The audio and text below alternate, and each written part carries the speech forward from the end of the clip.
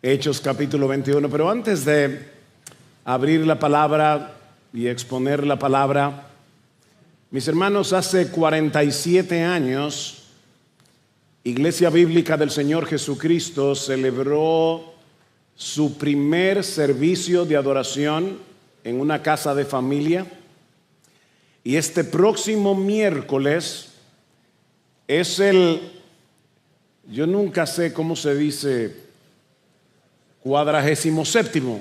¡Wow! Es el 47º cumpleaños de Iglesia Bíblica del Señor Jesucristo. En la providencia del Señor cayó un miércoles. Así que este miércoles vamos a estar haciendo algo especial. Vamos a tener un culto de oración, pero sobre todas las cosas vamos a tener un culto de adoración a nuestro Dios. Así que esperamos que todo miembro de IBCJ esté aquí este próximo miércoles a las 7:30 de la noche, y obviamente miembros o no están todos invitados. Es una fiesta de alabanza a nuestro Dios que nos ha preservado por 47 años. Y en mi caso, que tengo el privilegio de haber estado en el día 1 y pensar en el grupito muy pequeño que nos reunimos esa noche a celebrar la cena del Señor, y hoy ver este pueblo es un motivo de mucho gozo. Vamos a pedir una vez más al Señor que bendiga su palabra.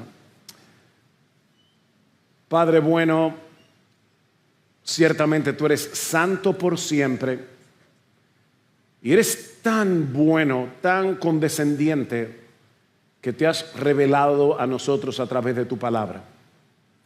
Y ahora que vamos a abrir tu palabra, ¿cuánto necesitamos de la obra de tu Espíritu Santo para que podamos ir a través de esta historia, a través de esta narrativa teológica en el libro de los Hechos, y aprender las lecciones que el Espíritu Santo quería que nosotros aprendiéramos?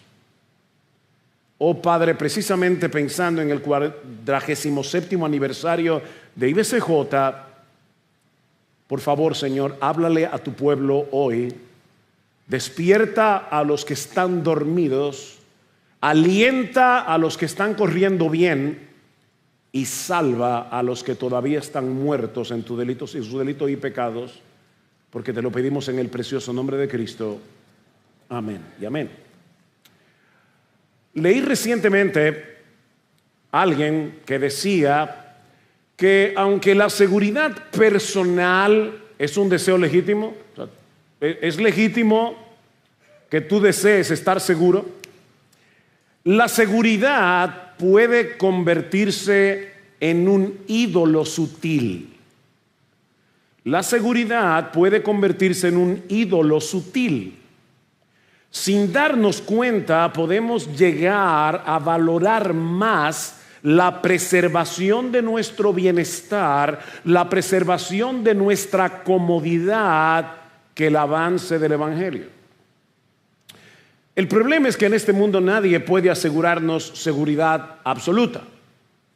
De modo que si la seguridad se convierte en nuestro bien supremo, terminaremos evitando incluso aquellos riesgos que deberíamos correr por amor al Señor. Cuando la seguridad se convierte en nuestro Dios, terminamos enclaustrados en nuestro pequeño reino y somos incapaces de experimentar el gozo de arriesgarlo todo por causa de Cristo. Déjame repetirte eso otra vez. Cuando la seguridad termina convirtiéndose en Dios, nosotros nos enclaustramos en nuestro pequeño reino y perdemos el gozo, el gozo de perderlo todo por Cristo, de arriesgarlo todo por Cristo. Bueno, esa es una de las lecciones que aprendemos del pasaje que vamos a estudiar hoy en nuestra serie de Hechos. Desde hace varios meses hemos estado estudiando el libro de los Hechos, capítulo por capítulo. Este libro es una historia teológica acerca del avance del Evangelio desde Jerusalén hasta Roma, en medio de mucha oposición, en medio de mucho sufrimiento. El autor de este libro es Lucas, el mismo que escribió el tercer evangelio, y en los capítulos que estudiaremos hoy, capítulo 21 y 22, vemos a Pablo como un discípulo que reproduce de forma sorprendente la experiencia de Cristo en su camino final a Jerusalén y que Lucas narra en su evangelio. O sea, obviamente, debo aclarar, los sufrimientos de Cristo fueron redentores, los de Pablo no. Pero el reflejo de Cristo en Pablo, cuando tú comparas Hechos con Lucas, o sea, el libro de los Hechos con el Evangelio de Lucas, el paralelismo es impresionante. Ambos fueron rechazados por su propio pueblo, arrestados sin causa, acusados falsamente por testigos malintencionados, golpeados en un tribunal, víctimas de complots para matarlos, y enfrentaron el clamor de multitudes pidiendo a gritos su muerte. Ambos pasaron por 5 juicios, los dos, Pablo y Jesús. Jesús ante Anás, el Sanedrín, Herodes Agripa, y 2 veces ante Pilato. Pablo ante la multitud, ante el Sanedrín, ante Herodes Agripa II y ante 2 procuradores romanos, Félix y Festo. En ambos casos las autoridades romanas declararon 3 veces, en el caso de Jesús, en el caso de Pablo, declararon 3 veces que los 2 eran inocentes, y como quiera los 2 tuvieron que sufrir. Impresionante. Ahora, ¿por qué Lucas se empeña en hacer esta comparación? Bueno, en parte porque quiere que veamos que el camino del cristiano no puede ser diferente al de Cristo. Es obvio, ¿verdad? El camino del cristiano no puede ser diferente al de Cristo. Si a mí me persiguieron, también a ustedes los perseguirán, dice Jesús en Juan capítulo 15, versículo 20. Así que lo que encontramos en estos 2 capítulos, Hechos 21 y 22, no es una crónica periodística de lo que le ocurrió a Pablo. Es un llamado a todos los creyentes a abrazar con gozo el costo de seguir a Cristo. Tal como hemos hecho en las exposiciones anteriores, no vamos a explicar cada uno de los detalles que encontramos en estos capítulos.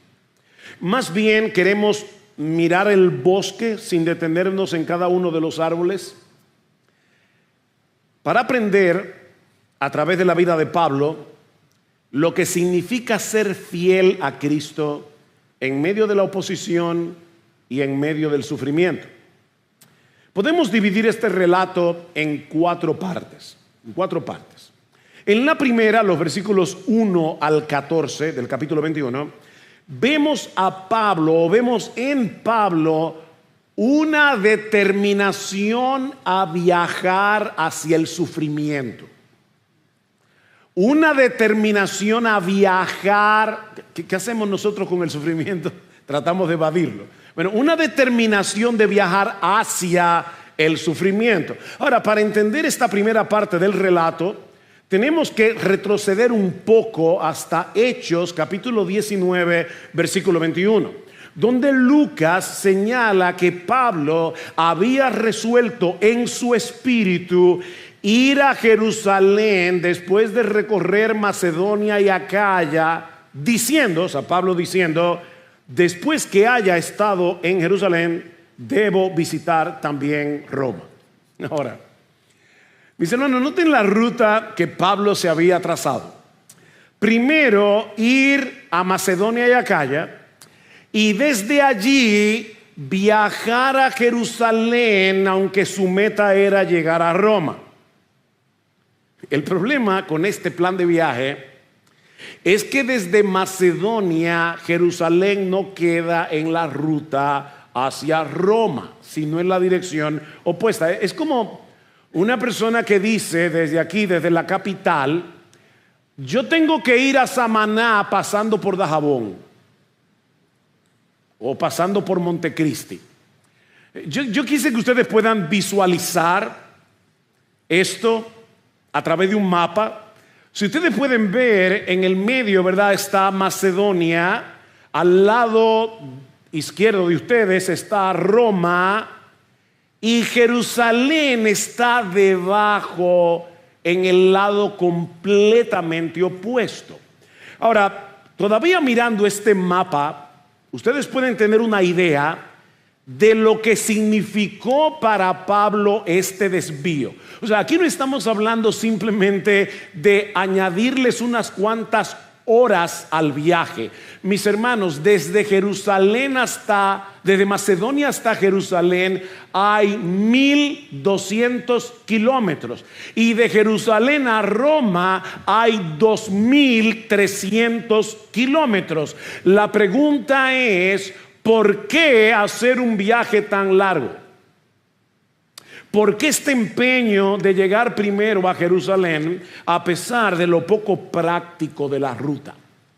Bueno, humanamente hablando, hubiera sido mucho más lógico seguir directo hacia Roma, ¿verdad?, desde Macedonia.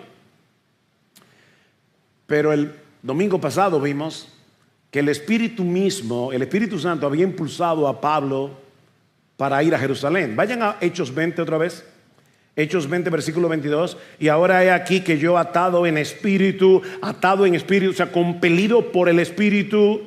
Aunque en nuestra Biblia espíritu está en E mayúscula, yo tengo la convicción de que se está refiriendo al Espíritu Santo, por lo que sigue diciendo después. Y ahora he aquí yo atado en espíritu, o compelido por el Espíritu, voy a Jerusalén sin saber lo que allá me sucederá, salvo que el Espíritu Santo solemnemente me da testimonio en cada ciudad, diciendo que me esperan cadenas y aflicciones. O sea, el Espíritu Santo le había mostrado a Pablo dos cosas. Primero, que él debía ir a Jerusalén. Pero en segundo lugar, que le esperaban la cárcel y el sufrimiento. Y aún así, Pablo estaba decidido a ir. Por eso le he titulado esta parte un viaje hacia el sufrimiento. Y no porque Pablo fuera masoquista, no porque Pablo disfrutara el peligro, sino porque Pablo tenía sus prioridades en orden. Mis hermanos, para Pablo, obedecer al Señor, obedecer la voluntad de Dios, valía 1,000 veces más que preservar su comodidad o su seguridad personal. Por otra parte, cuando leemos Romanos y 2 Corintios, nos enteramos que Pablo llevaba consigo una ofrenda generosa de parte de las iglesias de Macedonia a las iglesias de Judea, que estaban pasando por una hambruna. De hecho, algunos corintios viajaron con Pablo para llevar esta ofrenda. De hecho, Pablo va a mencionar eso más adelante en Hechos capítulo 24. Versículo 17, Pablo dice, después de varios años, hablando de su plan, de lo que le había pasado, después de varios años, he venido a Jerusalén para traer limosnas a mi nación y a presentar ofrendas. Eso era una parte importante del viaje. ¿Por qué? Porque esta ofrenda no era solo una ayuda material, y esto es muy, muy importante. Lee 2 Corintios, lee Romanos, capítulo 15. No era simplemente una ayuda material, era un símbolo visible de la unidad de la iglesia. En este momento en que muchos gentiles se estaban convirtiendo al Señor, los judíos creyentes se estaban preguntando, ¿y cómo vamos a interactuar ahora con estos gentiles creyentes? Porque ellos no tienen las mismas costumbres que nosotros. Así que para Pablo era muy importante que los hermanos de Judea vieran el amor de estos creyentes gentiles. Eran, para los que están aquí que no entienden ese término, gentil es una persona que no es judía. O sea, los judíos dividían el mundo en dos partes: los que eran judíos y los que no lo eran. Y a los que no lo eran le llamaban gentiles.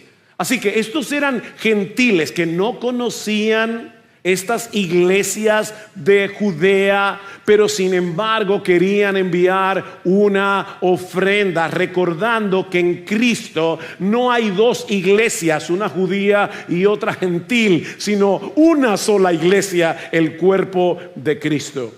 Ahora, lo que me llama la atención, hermanos, y lo que quiero enfatizar aquí, es que Pablo estaba dispuesto a recorrer más de 1000 kilómetros en dirección opuesta, en dirección contraria a su meta final, para llevar personalmente esta ofrenda y seguir promoviendo la unidad de los creyentes en Cristo.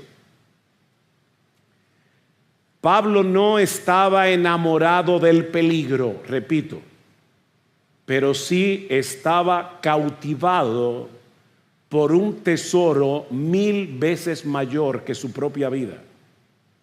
Ese es el punto. Cristo. Ese era el tesoro de Pablo. Mis hermanos, debo confesar que estar estudiando este pasaje durante la semana fue muy duro para mí. Porque varias veces tuve que preguntarme ¿qué hubiera hecho yo en caso de Pablo? De ponerme en el lugar de Pablo. Ya me han dicho claramente, te espera la cárcel, te espera sufrimiento. Yo creo que probablemente le hubiera orado al Señor, y no estoy bromeando. Señor, no hay otra forma de hacer esto. ¿Cuánto estamos dispuestos a incomodarnos por el bien de otros y por la unidad de la iglesia? Es una pregunta, hermanos. Mira, la vida cristiana no se trata de buscar el camino más corto, no se trata de buscar el camino más fácil. La vida cristiana consiste en tomar la ruta que más glorifique a Cristo, aunque te cueste tiempo, recursos e incomodidad. Lucas narra en el capítulo 21, no hemos entrado todavía en el capítulo 21, increíble, pero Lucas narra la travesía en los primeros versículos. Pablo, su grupo se embarcan desde Mileto. Recuerdan la semana pasada que él llamó desde Mileto a los ancianos de Éfeso. Bueno, ahora Pablo se embarca desde Mileto, va pasando por varias ciudades y no tengo el tiempo para meternos en esto, pero se mencionan allí ciudades muy importantes. Pero como Hechos es una historia teológica, Lucas no se mete a dar todos esos detalles que a nosotros nos hubieran interesado. Por ejemplo, habla de Rodas. ¿Qué había en Rodas? El famoso Coloso, que era una de las 7 maravillas del mundo antiguo, pero Lucas ni lo menciona. Simplemente nos dice, salieron de Mileto, llegaron a Tiro, a la ciudad de Tiro, donde se le advierte una vez más a Pablo que va a sufrir en Jerusalén. Versículo 4, después de hallar a los discípulos, nos quedamos allí 7 días, y ellos le decían a Pablo por el Espíritu que no fuera a Jerusalén. No es que el Espíritu les dijo a ellos una profecía que Pablo no debía ir, es que ellos le estaban diciendo, vas a sufrir en Jerusalén, y ellos le decían a Pablo, óyeme, no queremos que vayas a Jerusalén. Versículo 5, y pasados aquellos días partimos y emprendimos nuestro viaje, mientras que todos ellos con sus mujeres e hijos, qué escena, hermanos, nos acompañaron hasta las afueras de la ciudad. Después de arrodillarnos y orar en la playa, nos despedimos unos de otros. Lucas continúa relatando el viaje hasta que llegan a casa de Felipe en la ciudad de Cesarea. Versículo 8. Al día siguiente partimos y llegamos a Cesarea, y entrando en la casa de Felipe, el evangelista, que era uno de los 7, o sea, de los primeros 7 diáconos que fueron elegidos en Hechos 6, nos quedamos con él. Este tenía 4 hijas doncellas que profetizaban. Mis hermanos, deténganse allí un momento, porque esta es una escena impresionante. Recuerden que Pablo había sido el responsable del apedreamiento de Esteban, y Esteban era amigo de Felipe, era de los 7 diáconos.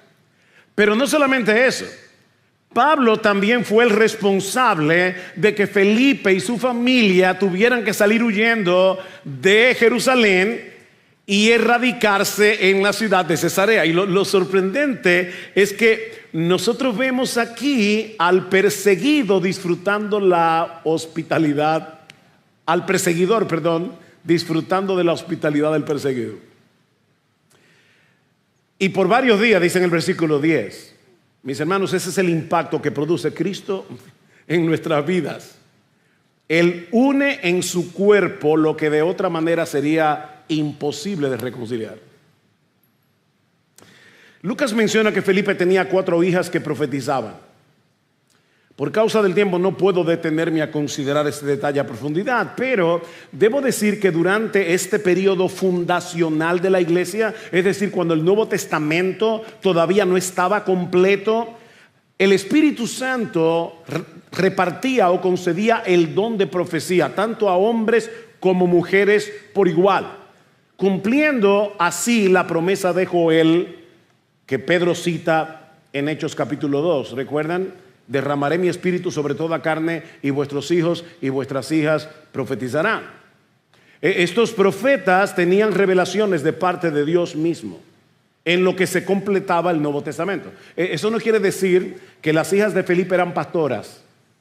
Nosotros sabemos por 1 Corintios 14:34 y por 1 Timoteo capítulo 2 versículo 11 al 14 que eso está prohibido por las Escrituras. El punto es que ellas tenían el don de profecía. Lo que no dice Lucas aquí es dónde y cómo ejercían ese don. Ahora, un buen ejemplo de cómo se ejercía el don de profecía en la iglesia primitiva lo tenemos precisamente en este pasaje, versículo 10. Y deteniéndonos allí varios días, descendió de Judea cierto profeta llamado Agabo, quien vino a vernos. Y tomando en el cinto de Pablo, por favor no se imaginen una correa como la de nosotros en el día de hoy, era un cinto larguísimo que usaban los judíos para enredárselo de diversas maneras en la cintura. Pero dice, tomando el cinto de Pablo, se ató las manos y los pies. Con una correa hubiera sido imposible hacer. Y dijo, así dice el Espíritu Santo, como hacían los profetas del Antiguo Testamento, que escenificaban algunas de sus profecías. Así atarán los judíos en Jerusalén al dueño de este cinto y lo entregarán en manos de los gentiles. Al escuchar esto, tanto nosotros, o sea, Lucas se incluye, tanto nosotros como los que vivían allí, le rogábamos que no subiera a Jerusalén. Entonces Pablo respondió, escuchen esto, hermanos, ¿qué hacéis llorando y quebrantándome el corazón? Porque listo estoy, no solo a ser atado, sino también a morir en Jerusalén por el nombre del Señor Jesús. Es evidente, mis hermanos, que Pablo no idolatraba la comodidad, Pablo no idolatraba la seguridad. Y de nuevo vemos aquí un paralelismo entre Jesús y Pablo. ¿Se dieron cuenta? En ambos casos, sus amigos cercanos trataron de persuadirlos para que no fueran a Jerusalén. ¿Recuerdan a Pedro? Cuando Cristo dice, voy a Jerusalén, me van a apresar, me van a golpear, me van a matar. Y Pedro le dice, Señor, de ninguna manera te acontezca esto. Bueno, eso es exactamente lo que están haciendo los amigos de Pablo aquí. Y tanto en un caso como el otro, la voluntad de Dios prevaleció por encima del sufrimiento.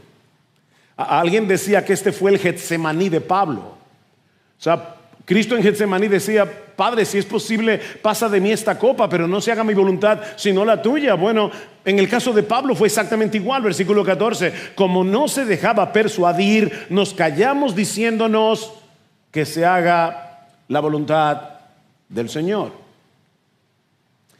Y yo debo insistir una vez más, la voluntad de Dios no siempre te llevará por el camino más fácil. Miren, mis hermanos, yo no sé cuántas veces yo he oído a creyentes que hacen un plan, el plan les sale bien y dice, eso fue del Señor. ¿Por qué? Porque te salió como tú querías. Y cuando no sale como tú quieres, no es del Señor. La voluntad de Dios no siempre es tomar el camino más fácil, pero puedes estar completamente seguro de que Él te llevará por el mejor camino. No será el más fácil, pero te aseguro que será el mejor, porque Dios no se equivoca. Hermanos, ni Jesús ni Pablo eran masoquistas. No era que disfrutaban el sufrimiento. Pero ambos fueron capaces de ver más allá del dolor el fruto del sufrimiento. ¿Qué dice de Cristo en Hebreos capítulo 12 versículo 2? Dice que por el gozo puesto delante de él sufrió la cruz. Pregunta, ¿cuál fue el gozo puesto delante de él? Dos cosas: cumplir la voluntad de su Padre y tu salvación y la mía. Por el gozo puesto delante de él sufrió la cruz. Cristo sabía que más allá de los clavos, más allá de la corona de espinas, él estaba contemplando en esa cruz tu salvación y la mía. Era necesario su muerte para que tú y yo tengamos vida. En el caso de Pablo, él quería terminar la carrera y el ministerio que recibió del Señor. ¿Recuerdan en Hechos 20:24? Déjenme leérselo otra vez. Dice: pero en ninguna manera estimo mi vida como valiosa para mí mismo, a fin de poder terminar mi carrera y el ministerio que recibí del Señor Jesús, para dar testimonio solemnemente del evangelio de la gracia de Dios. Y una vez más, ¿qué hubieras hecho tú en lugar de Pablo? ¿Qué hubiera hecho yo? De verdad, yo me tuve que preguntar esta semana: ¿es la seguridad uno de mis ídolos? Porque si hay algo que nos enseña claramente este pasaje, es que el llamado de Cristo no es a una vida segura, es a una vida fiel. Bueno, es segura en sus manos, pero me refiero a que no es una vida sin contratiempos. Si la voluntad de Dios nos conduce hacia el sufrimiento por causa de Cristo, no es porque Dios quiere nuestro mal, sino porque en ese sufrimiento hay un propósito bueno y sabio que glorifica su nombre y produce en nosotros un cada vez más excelente y eterno peso de gloria, como dice Pablo en 2 Corintios 4:17. El segundo cuadro o escena de este relato, en los versículos 15 al 40, vemos en Pablo a un siervo fiel que sufre el rechazo de los suyos. Un siervo fiel que sufre el rechazo de los suyos. Pablo y sus acompañantes llegan por fin a Jerusalén, lo dice el versículo 17. Los hermanos los reciben con gozo, pero hay un problema. Versículo 19. Y después de saludarlos, comenzó a referirles una por una las cosas que Dios había hecho entre los gentiles mediante su ministerio. Perdón, deténganse un momento, no puedo evitar la tentación. Miren el texto otra vez. Ahí no dice, y comenzó a referirles una por una las cosas que Pablo había hecho. No. Las cosas que Dios había hecho. Pablo estaba consciente: es Dios, no soy yo. Las cosas que Dios había hecho entre los gentiles mediante su ministerio. Y cuando ellos lo oyeron, glorificaban a Dios y le dijeron: hermano, ya ves cuántos miles hay entre los judíos que han creído, y todos son celosos de la ley, y se les ha contado acerca de ti falsamente, que enseñas a todos los judíos entre los gentiles que se aparten de Moisés, diciéndoles que no circunciden a sus hijos ni observen las tradiciones. Entonces, ¿qué es lo que se debe hacer? Porque sin duda la multitud se reunirá, pues oirán que has venido.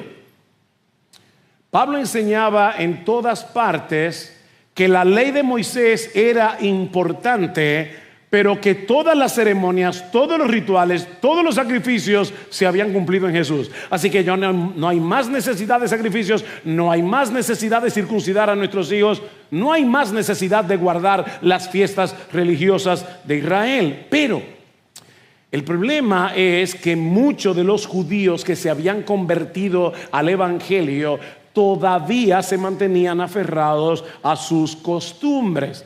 No porque pensaran que se iban a salvar por circuncidar a sus hijos, o por celebrar la Pascua, o guardar las leyes dietéticas del Antiguo Testamento, sino porque ese había sido su estilo de vida por años, desde que nacieron. El problema es que ellos habían oído que Pablo estaba empeñado en hacer que los judíos despreciaran sus costumbres y vivieran como gentiles, algo que Pablo no hacía. Así que los hermanos de Jerusalén les recomiendan a Pablo que fuera al templo con un grupo de hermanos que habían hecho voto de nazareato y que pagara los gastos, que por cierto eran bastante elevados.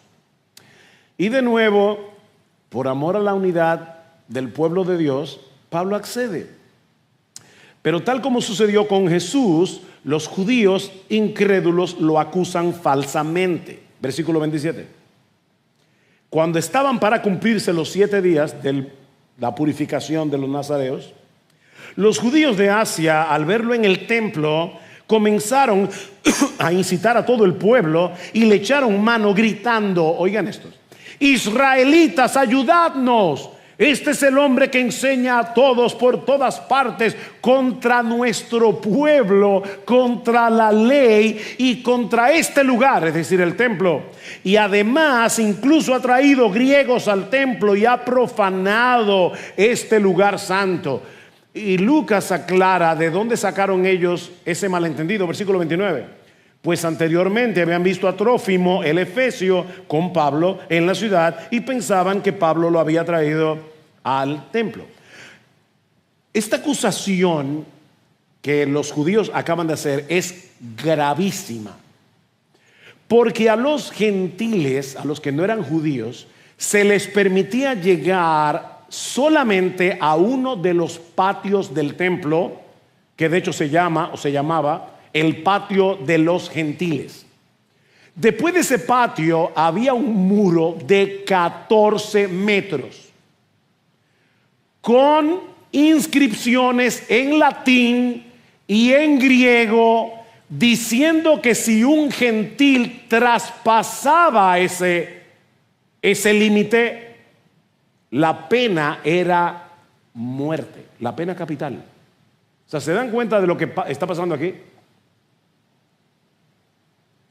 Por supuesto, cuando los judíos comienzan a gritar, eso levanta una ira asesina contra Pablo a tal punto que los soldados romanos tuvieron que intervenir. Herodes, que conocía muy bien la mentalidad judía, había puesto un destacamento al lado del templo, porque cada vez que se armaba un lío había que ir rápido. Y eso fue lo que pasó aquí. Se arma el lío, versículo 31. Mientras procuraban matarlo, llegó aviso al comandante de la compañía romana que toda Jerusalén estaba en confusión. Inmediatamente tomó consigo algunos soldados y centuriones y corrió hacia ellos. Y cuando vieron al comandante y a los soldados, dejaron de golpear a Pablo.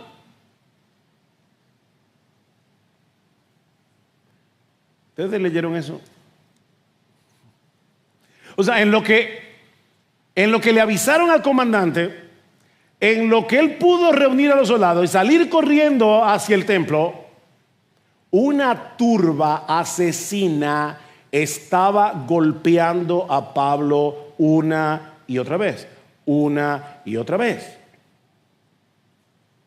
Y la confusión sigue creciendo, versículo 34. Pero entre la muchedumbre, unos gritaban una cosa y otros otra. Y como él no pudo averiguar con certeza los hechos debido al tumulto, ordenó que lo llevaran al cuartel. Cuando llegó a las gradas, sucedió que los soldados tuvieron que cargarlo por causa de la violencia de la turba, porque la multitud del pueblo lo seguía gritando: ¡muera, muera!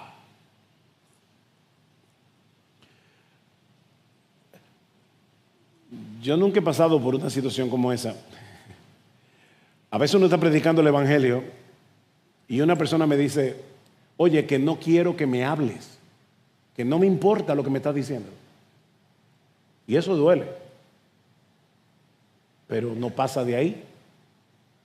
Yo tengo 48 años siendo creyente, 43 siendo pastor, y en todo ese tiempo nunca nadie me ha querido matar. Y yo te aseguro que a ti tampoco. En el caso de Pablo, alguien decía que cuando Pablo llegaba a una ciudad nunca preguntaba cómo eran los hostales y los hoteles hoy, él preguntaba, ¿y cómo son las cárceles aquí? Porque casi estaba seguro que se iba a terminar en una. Ahora, vuelvo otra vez y quiero que miren la similitud entre Pablo y Jesús. ¿Qué dice en Juan 1:11 acerca de Jesús? A lo suyo vino, a lo suyo, o sea, no a los suyos, a lo suyo vino. O sea, vino a lo que le pertenecía, vino a su herencia legítima. Pero ¿qué pasó? Que los suyos, o sea, los que estaban dentro de esa heredad que le pertenecía a Jesús, como el Hijo de Dios, como el Mesías, los judíos no le recibieron, lo rechazaron. De manera que lo que vemos en la vida de Pablo no es más que una sombra del mismo rechazo que sufrió Jesús. Y aunque esa reacción de otros hacia nosotros siempre duele, ¿saben qué? No debería sorprendernos. No debería sorprendernos. Yo recuerdo, yo tenía un amigo en la adolescencia que yo consideraba uno de mis mejores amigos. Yo me mudé a mi casa paterna donde nació esta iglesia precisamente cuando yo tenía 10 años, y él fue mi amigo hasta que yo cumplí 17, cuando me convertí al Señor. Y nosotros salíamos todos los días del año. O sea, yo no recuerdo un día que yo no saliera con mi amigo. Debe haberlo oído, pero no me acuerdo. Cuando yo me convertí, le pedí que fuera a casa, comencé a predicarle el evangelio y él me paró en seco y me dijo, óyeme bien, a ti te lavaron el cerebro, yo no voy a permitir que tú me laves el cerebro a mí. Se paró, se fue, y hasta el día de hoy yo nunca jamás he vuelto a ver a esa persona. Mira, por más que nosotros amemos a otros, por más que tratemos de hacerles bien, eso no va a evitar que seas malinterpretado. Eso no va a evitar que seas rechazado. Aún por las personas más cercanas a ti, no lo va a evitar. ¿Qué dice Pedro en su primera carta? Amados, no os sorprendáis del fuego de prueba que os ha sobrevenido como si alguna cosa extraña os aconteciese. Gozaos por cuanto sois participantes de los padecimientos de Cristo, para que también en la revelación de su gloria os gocéis con gran alegría. Hermanos, si el perfecto Hijo de Dios, fue rechazado, ¿por qué pensar que siempre seremos recibidos con los brazos abiertos? No buscamos el rechazo. No, yo no quiero que me rechacen. No buscamos el rechazo. Pero si llega por causa de nuestra fidelidad a Cristo, primero debemos verlo como una señal de que estamos siguiendo sus pisadas. O sea, Pedro está diciendo, óyeme, vas por buen camino y por eso puedes estar seguro de que vas a llegar a la gloria. Estás siguiendo sus pisadas. Pero por otro lado, mis hermanos, cuando viene el rechazo, cuando viene el dolor, debemos abrazarlo como una oportunidad para mostrarle a nuestros familiares, para mostrarle a nuestros amigos que Jesucristo sigue siendo nuestro mayor tesoro. No nuestros hijos, no nuestros padres, no nuestros amigos. Y eso fue precisamente lo que hizo Pablo. Multitudes pidiendo a gritos que lo maten. ¿Y saben qué hace Pablo? Le dice al comandante, ¿tú me das permiso para hablar? Dice, ¿tú sabes griego? Dice, sí. Pablo era un hombre sumamente culto. Hablaba varios idiomas. Así que el comandante le da el permiso. Lo que nos lleva a la tercera parte de esta escena. Ya hemos visto un viaje hacia el sufrimiento. Hemos visto en Pablo el rechazo de los suyos, igual que Jesús. En tercer lugar, vemos en Pablo un testimonio centrado en la gracia de Cristo. Un testimonio centrado en la gracia de Cristo. A Pablo se le permite hablar Pero en vez de hablar de sus derechos, que los tenía porque era ciudadano romano, ni de lo injusto de su arresto, ¿qué hace Pablo? Hablar de Cristo. Hablar de Cristo. Hechos 22. Hermanos y padres, escuchad mi defensa que ahora presento ante vosotros. Cuando oyeron que se dirigía a ellos en el idioma hebreo, observaron aún más silencio. Y él dijo: yo soy judío, nacido en Tarso de Cilicia, pero criado en esta ciudad, educado bajo Gamaliel, uno de los rabinos más importantes de la época. Eso es como decir: yo estudié en Harvard o en Oxford. En estricta conformidad a la ley de nuestros padres, siendo tan celoso de Dios como todos vosotros lo sois hoy, y perseguí este camino hasta la muerte, encadenando y echando en cárceles tanto a hombres como mujeres. Versículo 6. Pero aconteció que cuando iba de camino, estando ya cerca de Damasco, como al mediodía, de repente una luz muy brillante fulguró desde el cielo a mi derredor, y caí al suelo. Y oí una voz que me decía: Saulo, Saulo, ¿por qué me persigues? Y respondí: ¿quién eres, Señor? Y él me dijo: yo soy Jesús, el Nazareno, a quien tú persigues. Pablo entiende que lo que está en juego en ese momento no es su reputación, no es su libertad, es el evangelio. Una de las razones por la que él quería llegar a Jerusalén, una tercera razón aparte de la que ya mencioné, es porque él quería predicar el evangelio en Jerusalén una vez más. Así que en vez de tratar de probar su inocencia, lo que hace Pablo aquí, fíjense que él no dijo: yo no metí a nadie en el templo, o sea, él no se defendió. Lo que hace Pablo aquí es relatar cómo la gracia de Dios lo alcanzó en el punto más bajo de su vida, cómo Jesús interrumpió su camino de odio y lo transformó en predicador de la fe que antes perseguía.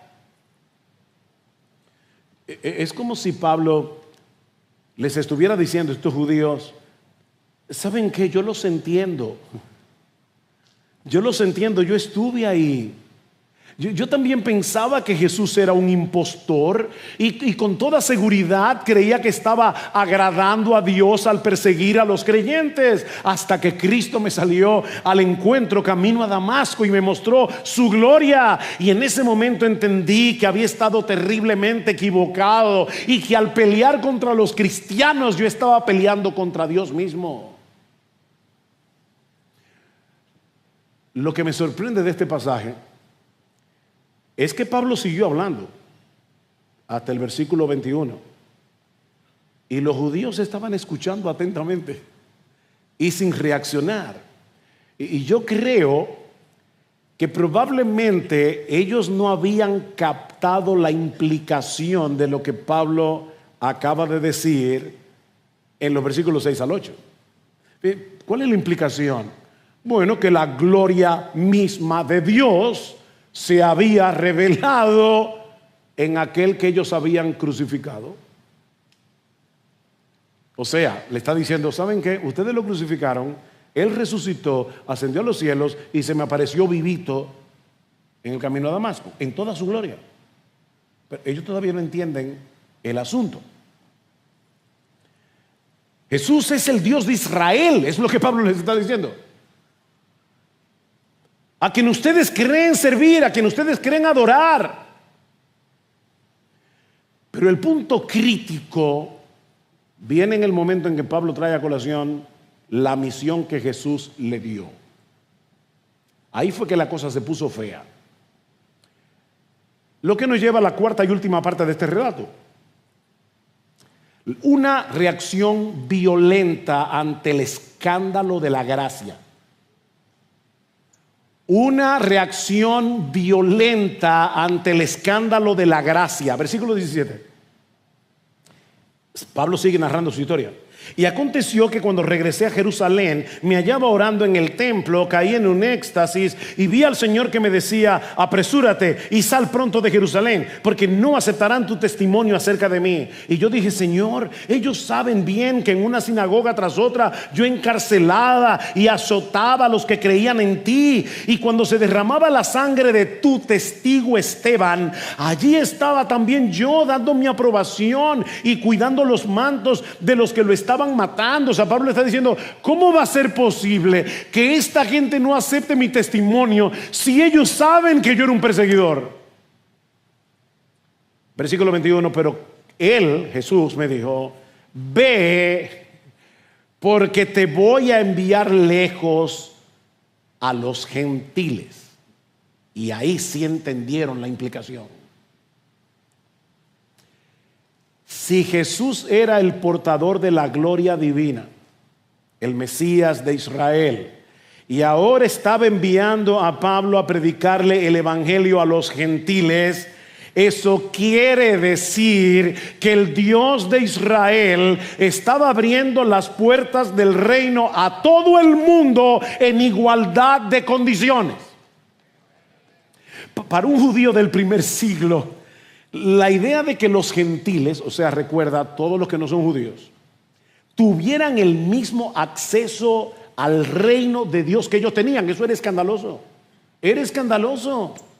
Ellos habían crecido escuchando que Israel era el pueblo escogido, separado de las demás naciones, y que las promesas de Dios solo les pertenecían a ellos por herencia. Los gentiles estaban afuera, eran inmundos, no tenían acceso a las bendiciones del pacto. De hecho, cuando un judío desortodoxo bien fuerte pasaba delante de un gentil, escupía en el piso. ¿Saben cómo le llamaban los judíos a los gentiles? Le llamaban perros.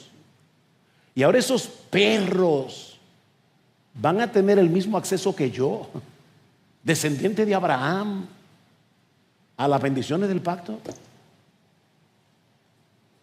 Imagina lo que fue para ellos escuchar a Pablo decir que el Mesías prometido, lo había enviado a llevar ese mensaje de salvación a todo el mundo por igual. Y no para que se convirtieran en judíos.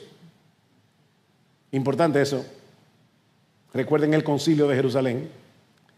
Sino para recibir el perdón y la vida eterna, para ser recibidos en la familia de Dios únicamente por creer en Jesús. ¿Saben por qué eso le molestaba tanto? Porque el mensaje del evangelio nos coloca a todos en el mismo nivel. Ese es el problema. Nos dice que todos somos pecadores y que todos necesitamos la salvación que se encuentra únicamente en Cristo por medio de la fe. Ese es el escándalo de la gracia. La gracia es el amor inmerecido y soberano de Dios, que se inclina para bendecir a personas que merecen exactamente lo opuesto, es decir, el eterno y justo castigo de Dios por sus pecados. O sea, ellos merecen el eterno y justo castigo de Dios, pero la gracia es esa bondad que hay en Dios, que en vez de darle al hombre lo que realmente merece, le da su favor.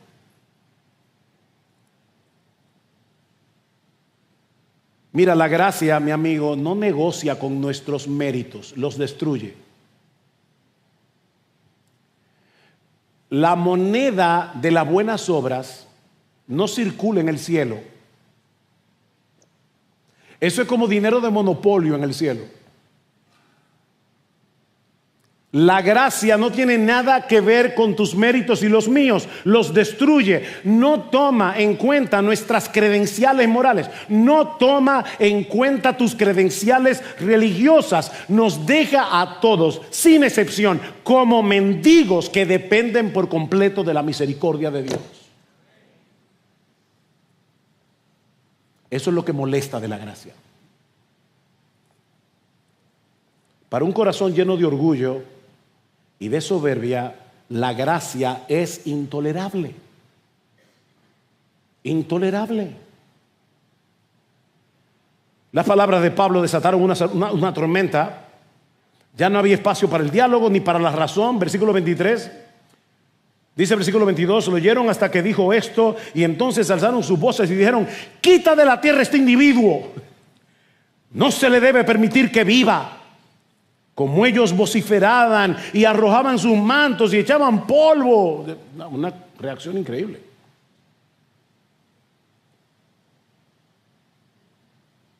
El escándalo de la gracia había expuesto lo que había en lo más profundo de sus corazones, con toda su religiosidad.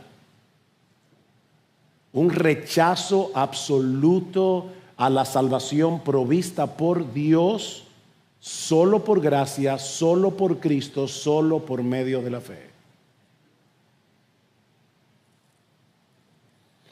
En ese momento el tribuno romano decide intervenir para averiguar la verdad, torturando a Pablo. ¿Qué método, verdad? Pero Dios libró a Pablo a través de su ciudadanía romana. Versículo 25. Pero en cuanto a los gentiles, versículo 25, capítulo 22. Cuando lo estiraron con correas, Pablo dijo al centurión que estaba allí: ¿os es lícito azotar a un ciudadano romano sin haberle hecho juicio? Al oír esto, el centurión fue al comandante y le avisó diciendo: ¿qué vas a hacer? Porque este hombre es romano. Vino el comandante a Pablo y le dijo: dime, ¿eres romano? Y él dijo: sí. Y el comandante respondió: yo adquirí esta ciudadanía por una gran cantidad de dinero. Y Pablo dijo: pero yo lo soy de nacimiento.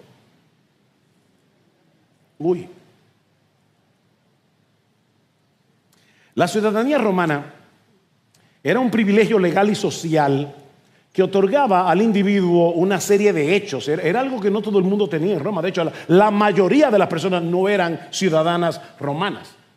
Eso implicaba protección contra ciertos castigos. Por ejemplo, un ciudadano romano no podía ser crucificado, por ejemplo. El derecho a un juicio justo, y en algunos casos podían ver al emperador. Vamos a ver más adelante que Pablo apeló al César. Así que cuando Pablo menciona su ciudadanía, el centurión y el tribuno tuvieron temor, porque se dan cuenta que han estado a punto de violar la ley.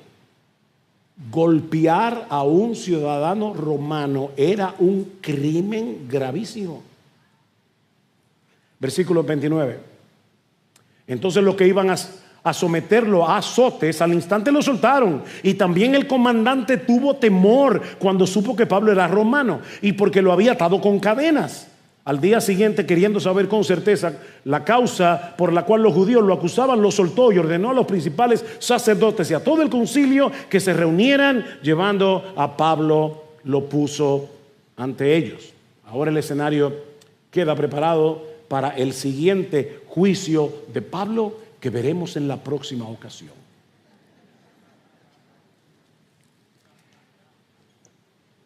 Hermanos, ¿qué aprendemos de este pasaje? Como decíamos al principio, nosotros vivimos en un mundo que idolatra la comodidad, que idolatra la seguridad. A la generación Z, y yo no me acuerdo cuál es la otra, Alfa, ya me acuerdo. Pero nosotros decimos, son la generación de cristal. Yo me temo, hermanos, que todos nosotros parece que somos ahora de cristal. Todo nos ofende, todo es un problema. ¿A qué hora es que tenemos que venir al culto? A las 7:30. Es como... Pablo estuvo dispuesto a recorrer 2.300 kilómetros más por amor a los hermanos, pero a mí se me hace difícil levantarme temprano para poder ayudar a otro. Pero nuestra misión, hermanos, déjame ver cómo te lo pongo. Mira, nuestra misión no es tratar de llegar intacto al cielo. No. Es terminar la carrera que Dios nos ha puesto por delante, cueste lo que cueste. Yo te decía hace un rato, es muy probable que nunca tengas que enfrentar una multitud furiosa pidiendo a gritos tu muerte, pero todos los días tenemos que tomar decisiones que pueden costarnos prestigio, pueden costarnos relaciones, pueden costarnos estabilidad por causa del evangelio. Y cuando llegue ese momento, mi amado hermano, mi amada hermana, la disposición de nuestro corazón debe ser: Señor, que se haga tu voluntad, no la mía. Lo que tú quieras, Señor. ¿Saben una cosa? Lo que nos sostiene en el camino hasta el final no es solo nuestra propia determinación. Y eso me da alivio, porque yo sé que yo no soy fuerte, yo sé que soy débil. No es solo nuestra propia determinación, es la certeza de que el mismo Cristo nos espera al final de la meta. Y cuando lo veamos cara a cara, no lamentaremos ningún riesgo, ninguna pérdida sufrida, ningún paso que hayamos dado en el camino de la obediencia a Él. Créeme, mi hermano, mi hermana, no lo vas a lamentar.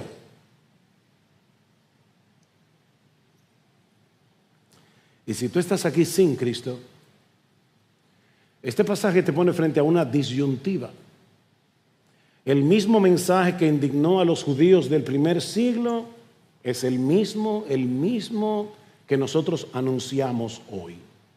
Que todo el mundo, religiosos o no, moralistas o inmorales, estamos en el mismo nivel delante de Dios. Somos pecadores sin mérito alguno para salvarnos, y solo podemos ser aceptados delante de Dios confiando plenamente en lo que Cristo hizo en la cruz al morir por pecadores. El mismo mensaje. Mira, mi amigo, tú puedes continuar aferrado a tu orgullo, rechazar la gracia, o puedes reconocer tu necesidad y clamarle a Cristo ahora mismo que tenga misericordia de ti. Él nos promete en su palabra que ninguno que venga a Él será echado fuera. Mi amigo, esa puerta de gracia sigue abierta para ti hoy. No la cierres con tu indiferencia o con tu resistencia. No la cierres. Ven a Cristo. Ven en arrepentimiento y fe y hallarás en Él un Salvador suficiente que es digno de ser seguido, cueste lo que cueste. Sí, seguir a Cristo puede implicar pruebas. Yo no te voy a adorar la píldora, mi amigo. Seguir a Cristo puede implicar pruebas, pérdidas, sufrimientos, pero nunca olvides que el precio de nuestra salvación no lo pagamos nosotros, ya lo pagó Él enterito en la cruz del Calvario. Nosotros no añadimos nada a esa obra perfecta, pero sí respondemos con gratitud viviendo para su gloria. Él llevó la corona de espinas para que todos los suyos podamos llevar la corona de vida. Glorias sean dadas a nuestro precioso Señor. Vamos a orar. Padre, queremos darte muchas gracias por tu palabra. Oh, perdónanos, Señor, porque reconocemos que muchas veces cuando hemos estado en situaciones difíciles hemos valorado más nuestra propia comodidad, nuestra propia seguridad, que nuestra obediencia a Cristo. Ayúdanos, Señor, despiértanos, danos pasión por Jesús y por el Evangelio. Y mira a aquellos que están aquí sin Cristo, sálvalos, oh Señor, y sálvalos hoy, porque te lo suplicamos en su nombre. Amén. Perdón, Armando. Alberto, perdóname. Te pido perdón delante de todo el mundo aquí por pediste esto ahora. ¿Se puede cantar otra vez Santo por siempre para terminar?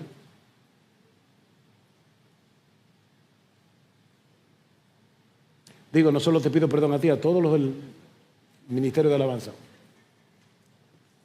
Gracias.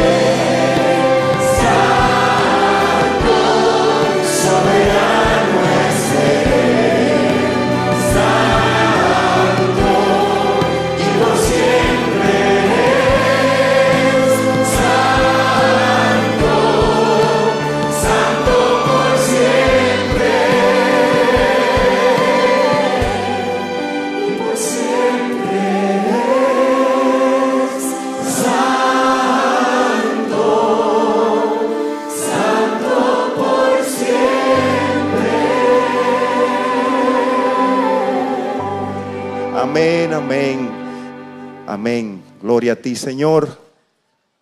Vemos y nos recordamos esa imagen de Apocalipsis 4, como al Cordero adoraban los ancianos. Santo, santo, como arrojaban sus coronas delante de Él. Señor, permite que nosotros podamos no solamente vivir un cristianismo real, vivo, verdadero, sino que seamos adoradores en nuestros hogares, en nuestros trabajos, delante de poderosos, delante de pequeños, delante de ti, delante de los hermanos. Permítenos, Señor, ser hombres, mujeres, jóvenes, niños, valientes, íntegros y dispuestos a darte honra y gloria a ti siempre. Bendícenos, Señor, y que tu santidad, Señor, caiga como un rocío en la vida de cada uno de nosotros. En el nombre de Jesús. El miércoles, hermanos, y todos los que están aquí presentes, si quieren unirse a orar, que nuestro pueblo necesita clamar a Dios, necesitamos que el Señor ponga su oído en este pueblo tan necesitado. Venga, únase a nosotros, también vamos a estar alabando y adorando a nuestro Señor. Este miércoles a las 7:30.